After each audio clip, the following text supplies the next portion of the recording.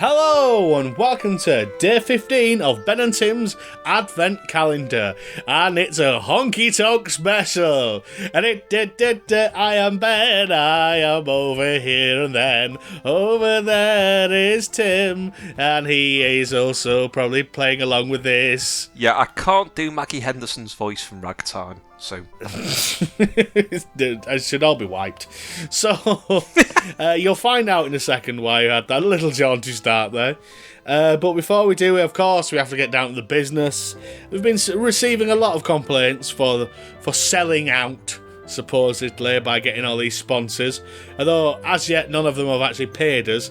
In fact, they've actually taken money off us. Well, yeah, I mean, quite luckily, yesterday's sponsors are pulled out, which was the Marshall Chronicles, Marshall the Chronicles, the American sitcom, because their creator, Richard Rosenstock, got in touch with us and said Marshall already had enough to deal with in high school with that girl in the pink jumper that he liked, and the bullies and the jocks and so on. I've had to think about it. I think we should go for a more modern comedy show that kind of tackles issues like we do. Right, yeah, okay, yeah. We've now got sponsorship from Rob Newman's History of Oil. Excuse me, he's Robert Newman now. He was Rob Newman when he was in the Mary Whitehouse Experience. Newman is today's sponsor then. If anyone has thought, you know what, if Ben and Tim just kind of made this a bit more mainstream and acceptable, it'd be top of the podcast charts. Well, it's not going to happen today. And it's only going to get worse.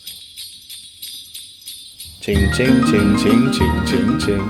Oh look, it's some honky tonk piano. Who could this possibly be? Well, it's Russ Conway, obviously. I mean, he has a very distinctive sound, doesn't he? Yeah, I don't even think I've heard this before, and I've heard it many times.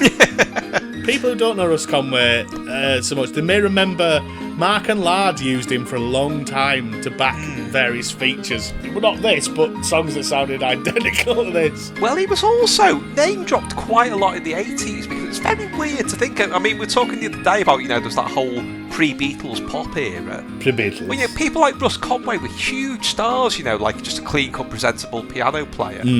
By the 80s, he becomes such a byword for naff that, everything slagged him off in the 80s. I mean, just off the top of my head, there's that the Victoria Award Mensana and Thingamee Doodah. French and Saunders certainly did. Even people like Little and Large made fun of him. Good God, when Little and Large are having a go at you, you know you've reached some sort of little pull. I don't see what he'd done wrong. He had a number one with Side Saddle. He did seem to have about 807 number ones between 1955 and 1956.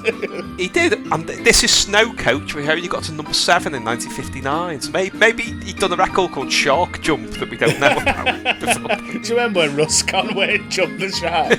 We're still playing his piano. I really like this though. I think it is nice, but it sounds exactly the same as all the other ones. Yes. I mean, you wouldn't exactly feel like you'd missed out if you hadn't got this on, first pressing and first day. If this comes out for Record Store Day next year, then I hope there's millions of wankers fighting to get hold of it, and then listening to it and go, excuse me, all these songs sound the same? I think it's been mispressed. It's like, no, you're just a prick. Die in a fire. That might be the best thing you have ever said. It's not. I definitely said piss a few times in the 90s. I really want a Record Store Day Russ Conway exclusive.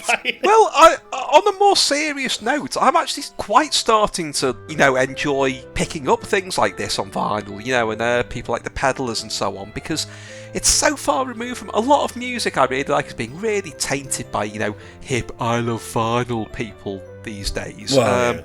I mean, recently I was in the record shop and I heard someone showing off about saying, oh, I don't listen to the mono of A Love Supreme by John Coltrane. No. I paid £60 for the mono version. I thought, it is a fold down. It's not a different mix. It's the 2 stereo channels into one speaker. So you've pissed your £60 away there. I mean, it's a much more grown-up response than I would have had, which had been, fuck off!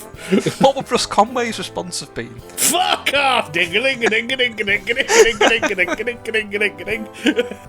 Well, hopefully tomorrow we'll have an equal amount of piano-based antic, but I'm suspecting not.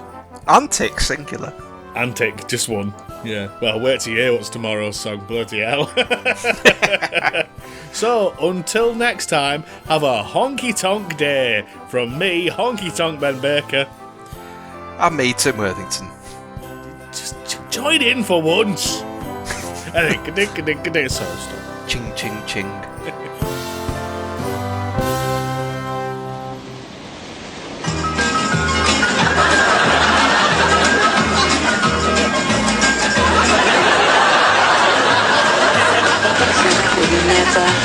No. It would be out of tune by now. No, in this damp, salty sea air. Just have it with gut string.